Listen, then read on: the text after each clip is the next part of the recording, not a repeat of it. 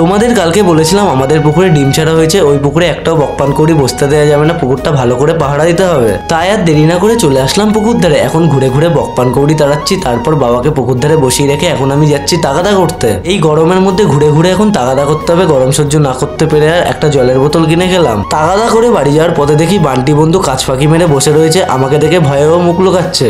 ওর সাথে দেখা করে চলে আসলাম বাড়িতে এসে স্নান টান করে এখন খেতে বসে পড়লাম, খাওয়া দাওয়া করে ঘরে চলে আসলাম। আজকে মিঠুন বন্ধুর জন্মদিন, আমাদের 12 মাসে 13 পার্বণ লেগেই আছে, সন্ধ্যেবেলায় ওর বার্থডে পার্টি হবে। তো চলো ওর জন্য একটা কেক নিয়ে আসি। কেকের দোকানে এসে এত রকমের কেক দেখে আমার তো পুরো মাথা ঘুরে গেছে, তার মধ্যে থেকে একটা কেক পছন্দ করে ওর জন্য নিয়ে আসলাম। এটা হলো ওর বার্থডে কেক, তো চলো এখন ওকে দিয়ে কেকটা কাটাই।